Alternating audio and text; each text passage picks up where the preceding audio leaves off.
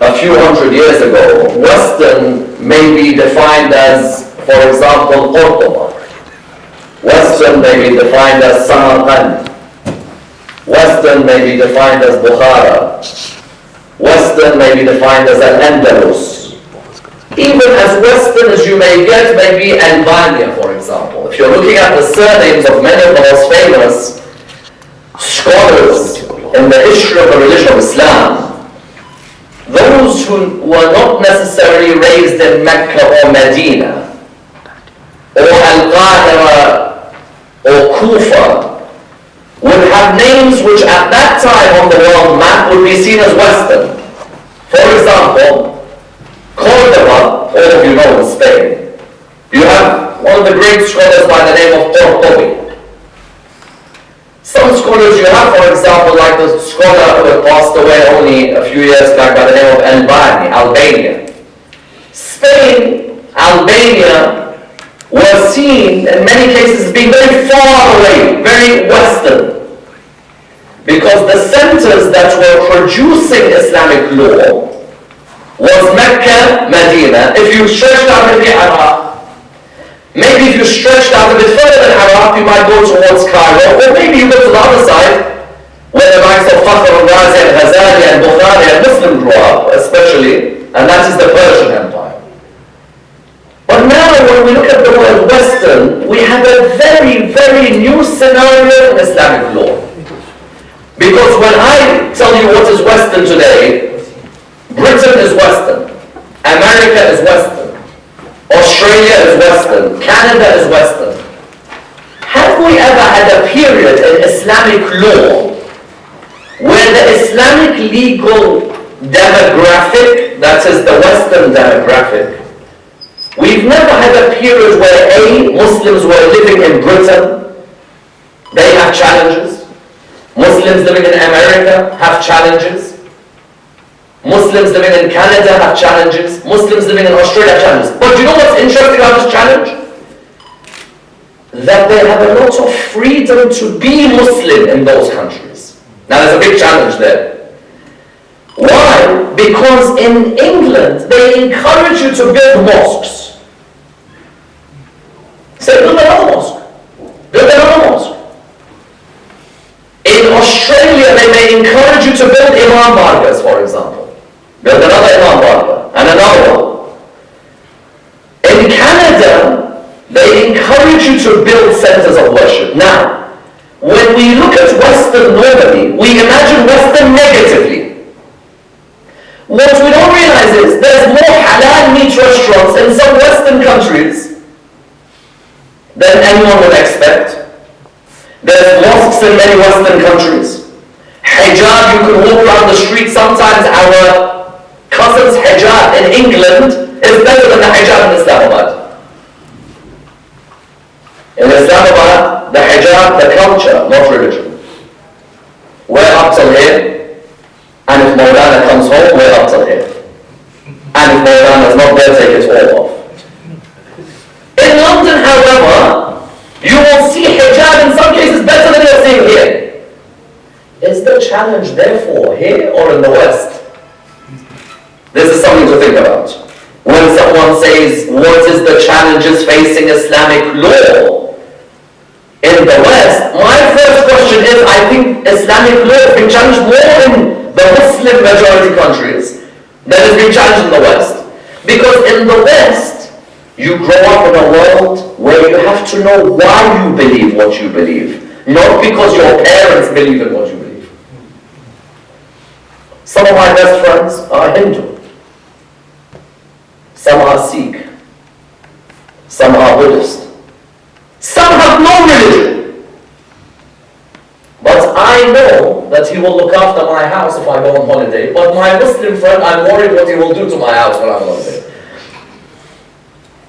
When I'm living therefore in the West, the first thing we have to realize is not to look at the West negative, but rather to look at the West positively. Number one.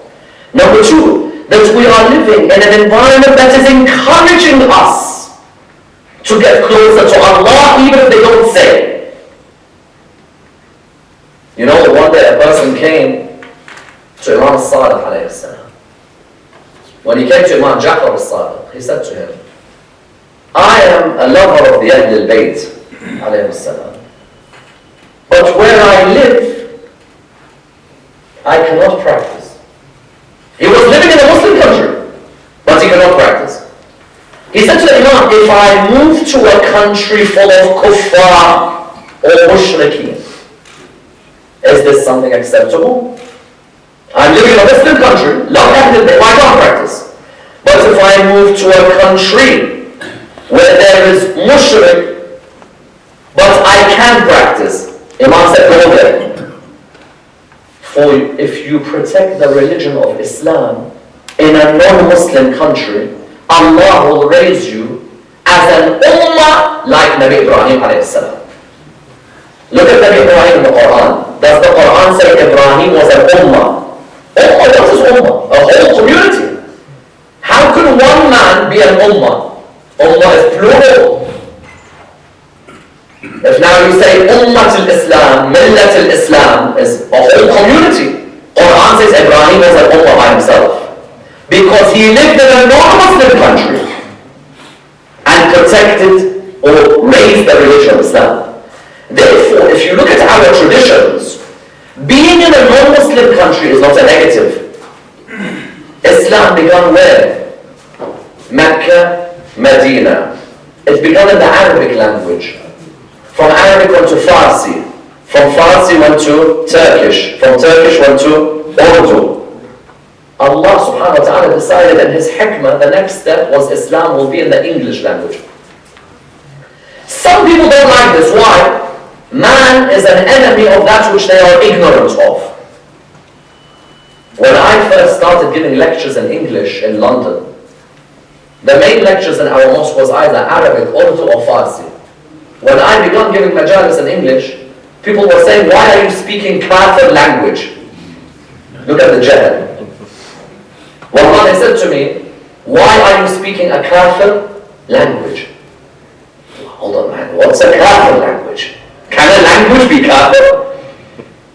At the end of the day, one of the signs of Allah is the different colors that we have and the different tongues and the different languages that we speak.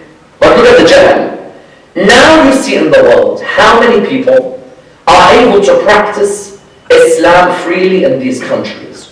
Not just able to practice, but now another issue comes up. What is my role in that country? You see, the mushrik in the Quran, big question. Look at the challenges that we face over there. Hindu friend of mine brings me food. I like the Indian sweets. There is a restaurant or like a small sweet place in London called Ambala. Whole place. That's a Muslim place. Then there's other places sometimes. There's Hindu places. They have the yellow sweet and the orange sweet and the green one and so on. When my Hindu friend brings this to me, he says, I thought of you today. I want to bring you this sweet. There's a challenge facing me. If I lived in Iraq, I don't meet Hindus. If I lived in Egypt, I don't meet Hindus. But when I'm living in London, that Hindu brings me the sweet out of their akhlaq. Now, challenge in Islamic law. If a mushrik touches food, does that food become najis? It's a challenge. Some Muslims over there, when they read the risala of a particular mufti, marja, mujtahid, alim, it says, if you saw the wet hands of a mushrik touch the food, then you're not allowed to eat. But this human being is someone who has gone out of their way to bring me and my family food because they saw that my wife has a child. Is there a need for a redefinition of the word shirk and najas now? Did Allah intend the najasa of the mushrik just for Masjid al-Haram? Or did Allah wanted it overall? Did Allah subhanahu wa ta'ala in verses of the Quran, when He says, for example, karamna bani Adam, we have honored the son of Adam. Does the honoring of the son of Adam mean that all the children of Adam are pure physically? This is one of the challenges that we face. Why? Because in Muslim countries, we don't have to interact with many non-Muslims. But Islamic law now, the question has to be asked. What comes first? Najasa of the mushrik or feeling of the human? Because I don't want the image of Islam to be harmed. This person, if they bring me food, and I turn around and say, I'm sorry, I can't eat your food. Why? Because you are Hindu, mushrik. You know one of the biggest problems even? I guarantee you there are some muftis, and even some of our ulama, who have never studied, for example, the Hindu religion. They've never studied it. They don't know even what all the different beliefs are. Which brings another challenge. Can a person making a law for me in Najaf know how it feels like to live in London? See, in Najaf, if a woman comes to shake my hand, everyone, woman shaking a man's hand, astaghfirullah, don't touch. If you touch, your hands will burn in Jahannam. True. In London, if a woman puts her hand out, touch my hand, shake my hand. Some people say, but for that businessman who's a Muslim, working from 9 to 5, every 15 minutes has a client come into their office. Are they going to go like this the whole day? In London, when that woman puts her hand out to shake my hand, if I don't shake her hand, and there are 5 men there, she will be embarrassed because of my behavior. When she's embarrassed because of my behavior, her face will go red. Because why? Because I pulled my hand away from her. Here there is a challenge for Muslims. Urf. How many times we discuss urf in Islamic law? The urf of Najaf and for example, for the Ja'fari madhab. Or the urf of Al-Azhar. Or the urf of Medina. All of these, their urf is man and woman shake hands, it's impossible. In the West, it's part of the urf that this is akhlaq. Now what happens here for the Muslim? I went to one of the big scholars in Najaf, in Iraq. I said to him, Maulana, when someone's coming to shake our hand who's not mahram to us, he's come to shake our hand, what do we do? He said, if they put forward their hand and you know it is going to harm the image of Islam, you not shaking, then shake the hand. Many times we tell our people, you cannot shake the hand. But in London and America, this could cause harm to the image of the religion. And we have to look at the principles of usul al-fiqh. You'll find that there are certain principles, and even in the principles of jurisprudence, qawa'id fiqhiyya that we have, that nothing should bring harm to the image of the religion of Islam. So now for the Muslim who's living in the West, they have the challenge of the food. They have the challenge of the shaking of the hands. They have another challenge. What if a Muslim and a Muslim have a financial issue? Do they go to a Muslim judge? But what if the Muslim judge is not an expert in business transaction? Imagine there is a massive financial dispute, a huge financial dispute between two Muslims. We know in Islam, if two Muslims are prone with each other, they should not go to a non-Muslim judge. But now, in living in London, living in America, how do we sort out this issue?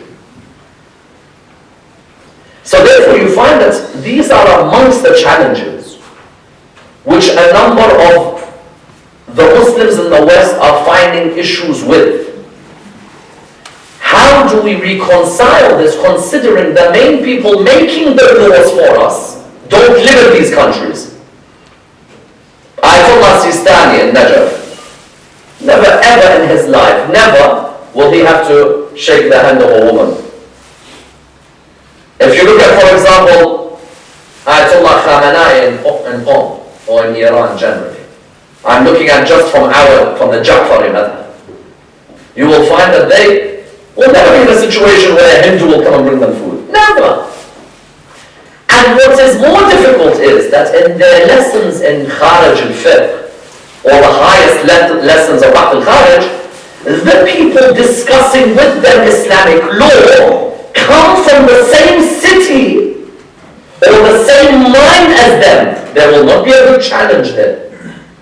If now you are teaching Islamic law here, and everybody in your class is from Islamabad, no one's going to challenge you on an issue because whatever you're already telling them, they live it in Islamabad. However, if one student comes here from Sydney, Australia, and that student who comes here from Sydney, Australia says, oh, one more, wait, let me understand this. Over here in Pakistan, this is something, but over there in Australia, I can't do this. And one of the biggest challenges we face, homosexuality. Over here, there are people who are married, have children, and maybe on the side relationship, he has his own thing. This happens in our Muslim countries. In the UK, we know very well, now same gender marriage is acceptable. Man to man is normal.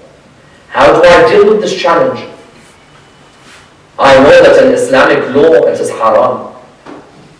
But in Islamic ethics, look at the difference now. If we break Islam, let's break it down. For example, you have the Sharia, you have akhlaq, you have kalam, you have, let's say, ruhaniya, sufiya, arfaniya, whatever you want to call it.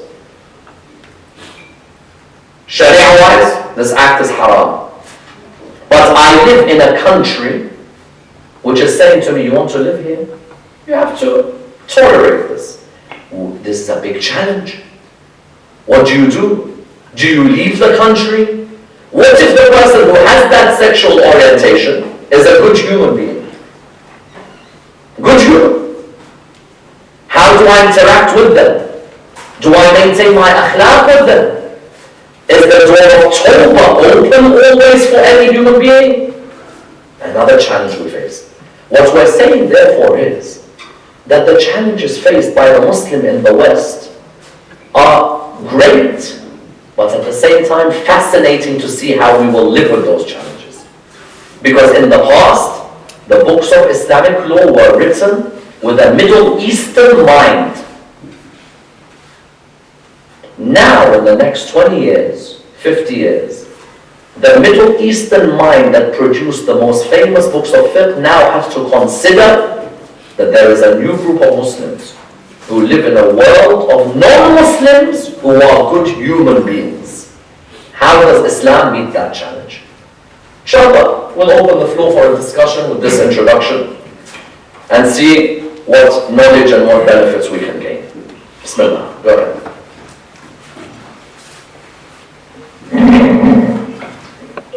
Thank you very much, Professor Ammar Naqshwani sir. Professor Saab has raised some very important and pertinent issues.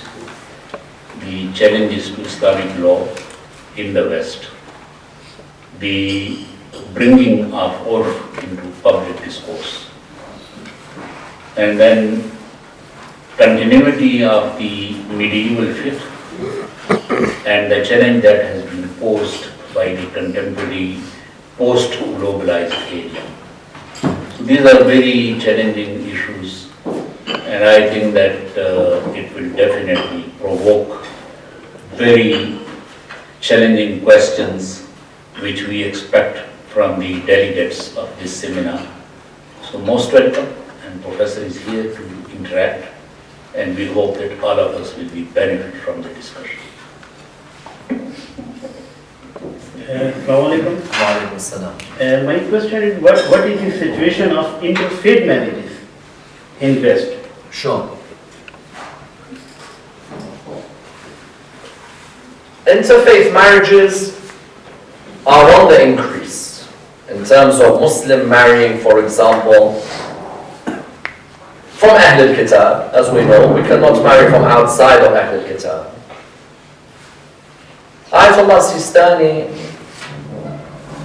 in his Risala, says that a Muslim cannot marry a non-Muslim in terms of the permanent marriage, but can in terms of the temporary marriage, if I give the Ja'fari opinion.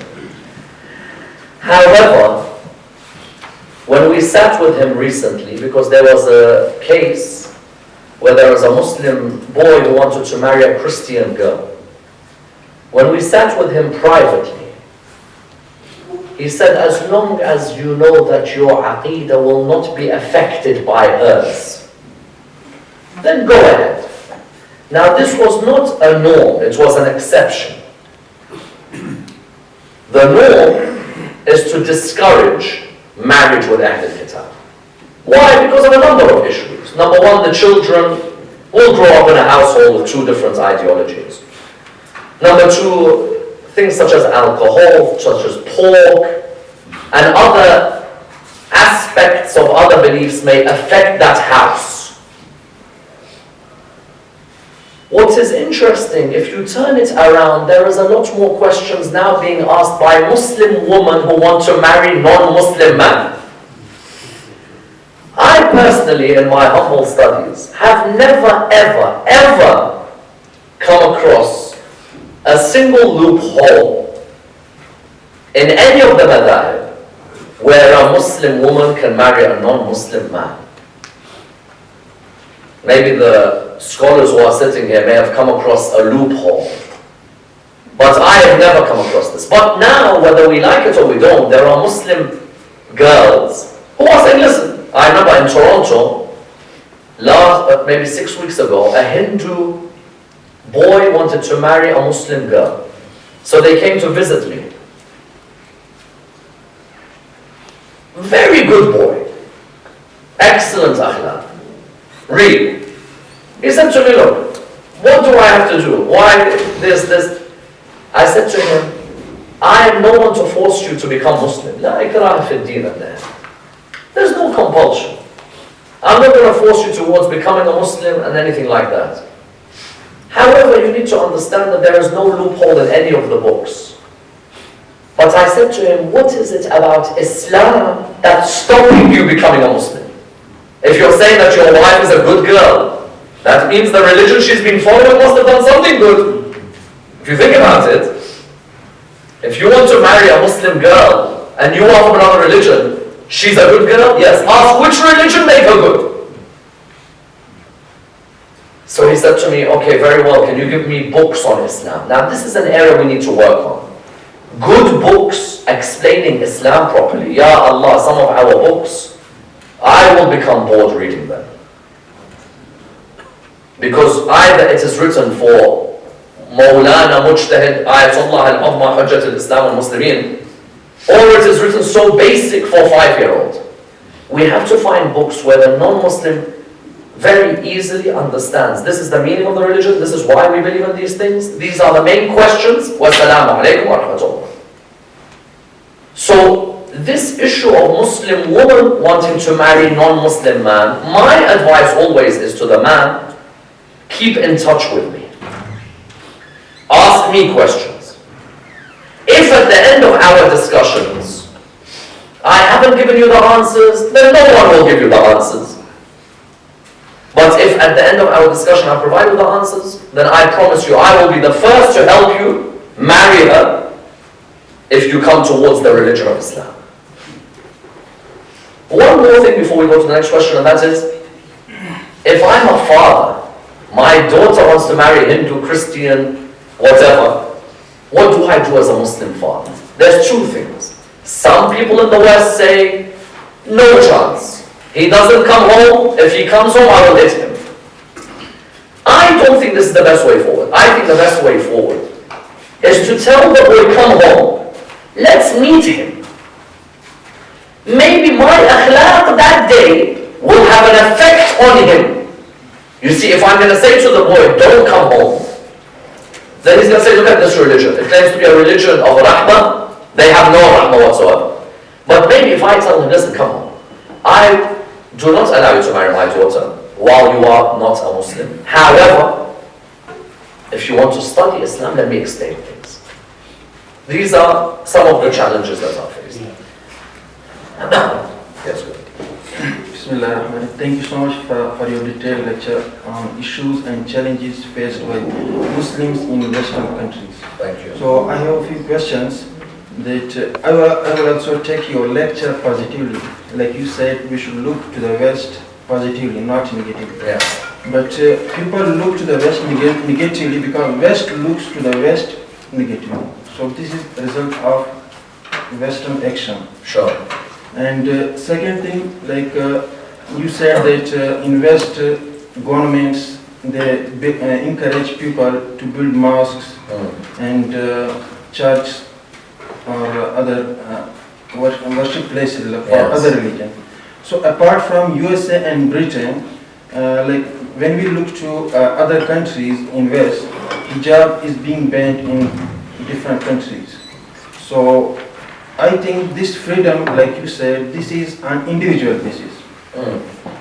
And like you said, Islamic law that was written keeping in view the Middle Eastern world. Yes. So you said that this law will be written in 20th century, keeping in view the Western world. Yes. So I think Islamic law, which is written by Islamic scholars, so that covers the whole era. It is not limited to a specific period. Yeah. Like you said, the Middle Eastern world or Western world. So this is not about a specific period. That covers the whole era up to the Qiyamah. Thank you so much.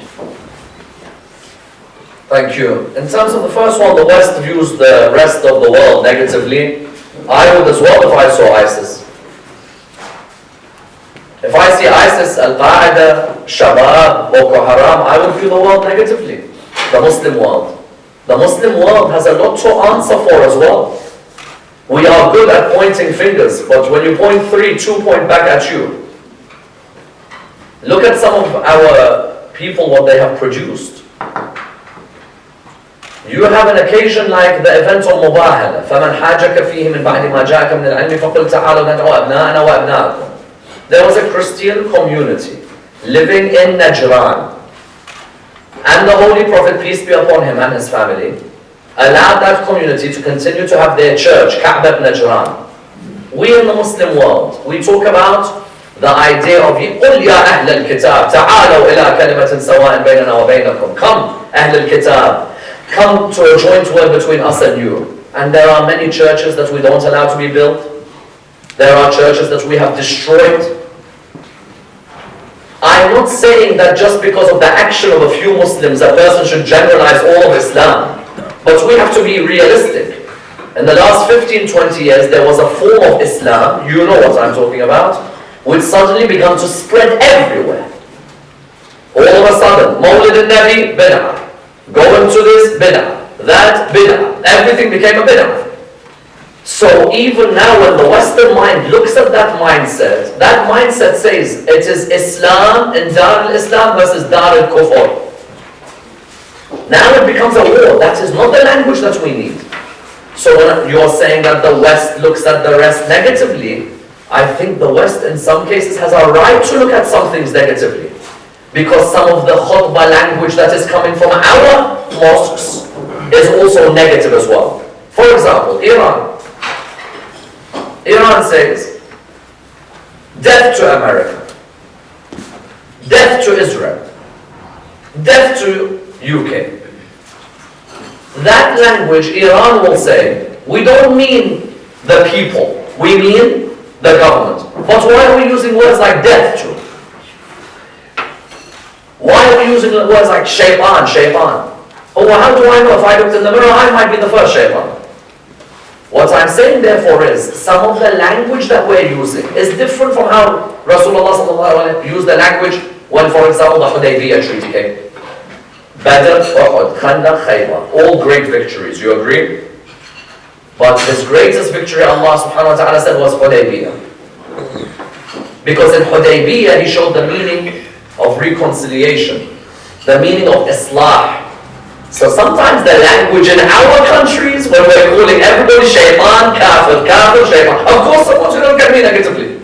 Would you like it someone you walk in the street every day, you're shaytan? You're going to look at it negatively. So that's the first area. In terms of the second area, you're right about the hijab issue. For example, in France.